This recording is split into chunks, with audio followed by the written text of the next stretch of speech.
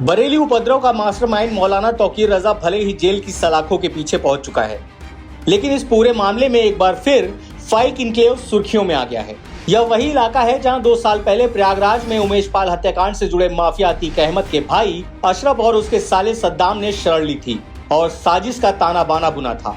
बरेली में हिंसा फैलाने के बाद तौकीर भी यहीं से फरार हुआ था और अपने करीबियों के यहाँ छिपता रहा।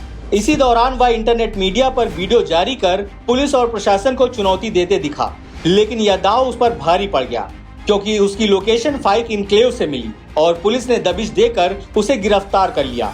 अब मामला सिर्फ तौकीर तक सीमित नहीं रहा, उसके समर्थकों और पनाह देने वालों पर भी शिकंजा कसना शुरू हो गया है।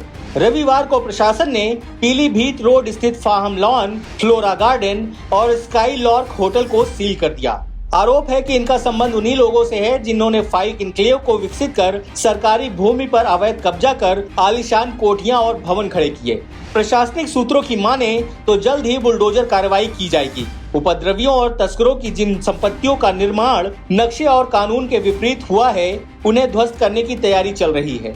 रविवार देर रात तक पुलिस प्रशासन और नगर निगम की टीम इलाके में गश्त करती रही। यह पहला मौका नहीं है जब फाइक इनक्लेव विवादों में आया हो। 3 साल पहले जब पुलिस ने स्मैक तस्करों पर नकेल कसनी शुरू की थी, तब भी इस कॉलोनी का नाम सामने आया था। जांच में खुलासा हुआ था कि ड्रग्स के धंधे से कमाई गई रकम से यहां आलीशान मकान और कोठियां बनाई गई थीं। कई तस्कर किराए पर घर लेकर अवैध गतिविधियों को अंजाम दे रहे थे। हाल ही में भी 2 तस्करों की गिरफ्तारी के बाद उनकी संपत्तियां फाइक इनक्लेव में ही पाई गईं।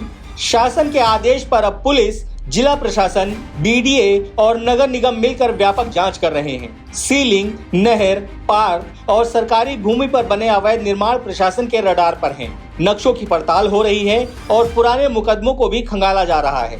इसी कड़ी में सिविल लाइन के नोवेल्टी चौराहे के पास स्थित धार्मिक स्थल के समीप नाले और सरकारी भूमि पर बनी दुकानों पर भी बुलडोजर चलाने की तैयारी है। बताया जा रहा है कि इन दुकानों पर लंबे समय से मौलाना तौकीर के करीबियों का कब्जा रहा है। पहले भी नापजोक हुई थी, लेकिन कार्रवाई नहीं हो पाई। अब शासन की सख्ती के बाद सोमवार से ही सख्त कार्रवाई की संभावना जताई जा रही है।